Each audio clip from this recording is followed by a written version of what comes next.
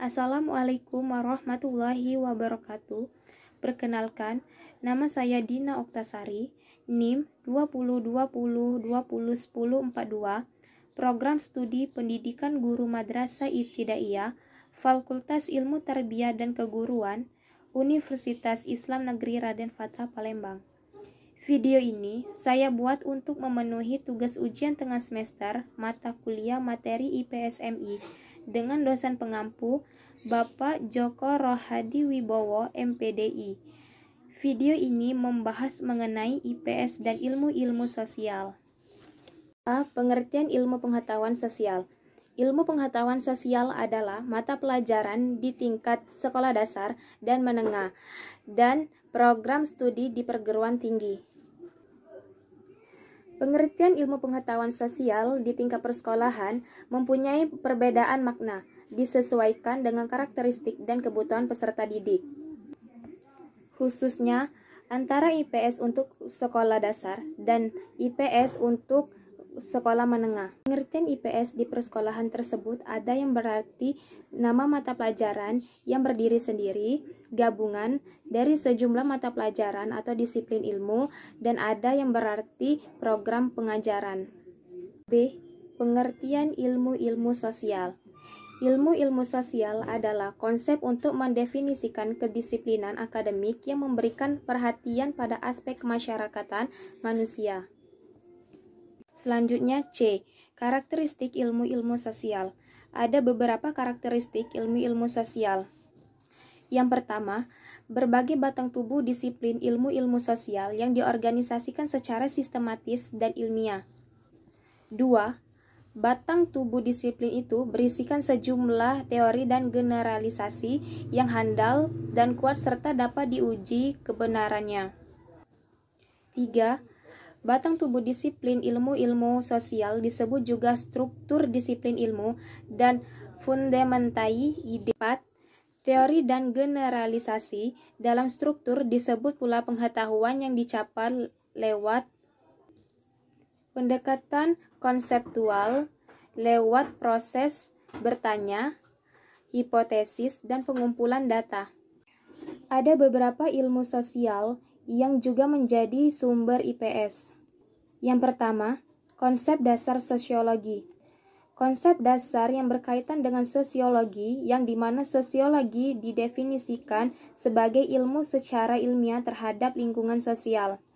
2. Konsep dasar antropologi. Konsep dasar yang membahas tentang manusia untuk memperoleh pemahaman tentang manusia dengan mempelajari aneka warna maupun fisik, masyarakat, dan kebudayaannya. 3. Konsep dasar ilmu ekonomi.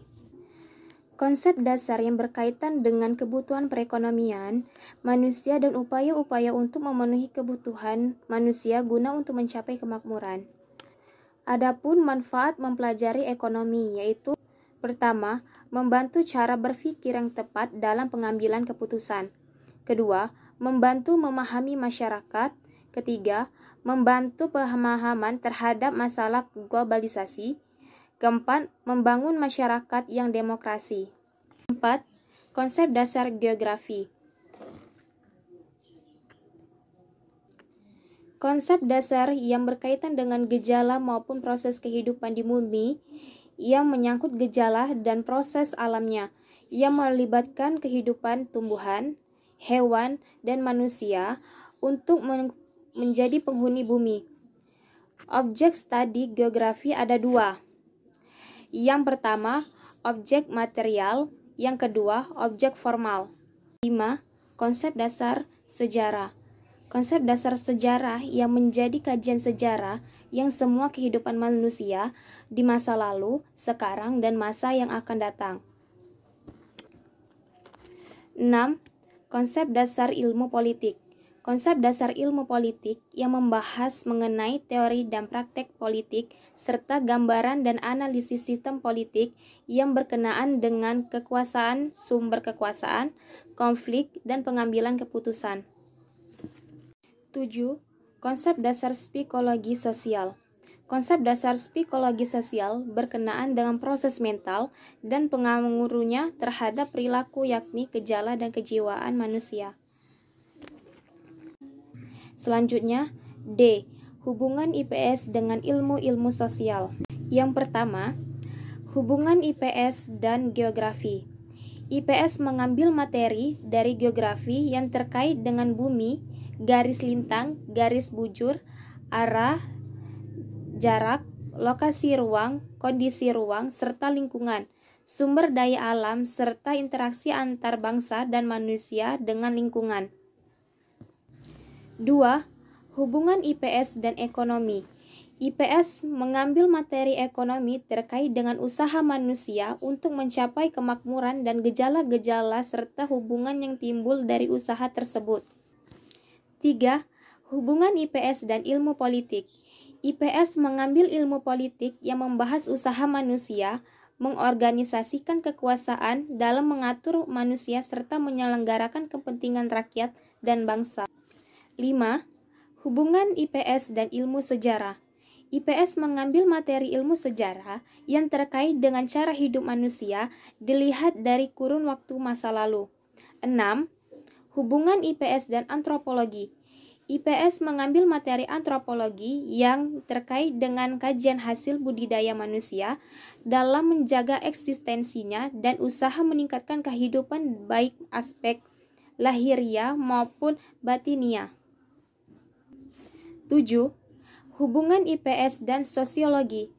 IPS mengambil materi sosiologi yang mempelajari masyarakat secara umum dan hubungan antar individu serta masyarakat tersebut. 8. Hubungan IPS dan psikologi sosial. IPS mengambil materi psikologi sosial terkait dengan mempelajari perilaku individu, kelompok, dan masyarakat yang dipengaruhi oleh situasi sosial, pengetahuan, pemikiran, tanggapan, dan spekulasi. Yang kedelapan, hubungan IPS dan ilmu hukum. IPS mengambil materi ilmu hukum yang berkaitan dengan peraturan-peraturan tingkah laku dalam masyarakat yang ditetapkan oleh pemerintah. Hubungan antara IPS dengan ilmu-ilmu sosial saling berkaitan. Keduanya berhubungan dengan kebutuhan dasar manusia. Kemudian kebutuhan dasar tersebut dapat dicapai dengan kegiatan dasar manusia. Kegiatan dasar manusia meliputi produksi dan konsumsi, pemeliharaan dan perlindungan, konsumsi dan transport, estetika, pemerintahan dan organisasi, dan pendidikan dan rekreasi. Demikian materi yang dapat saya sampaikan. Semoga bermanfaat untuk kita semua. Apabila ada kesalahan kata, saya mohon maaf. Kepada Allah saya mohon ampun. Wassalamualaikum warahmatullahi wabarakatuh.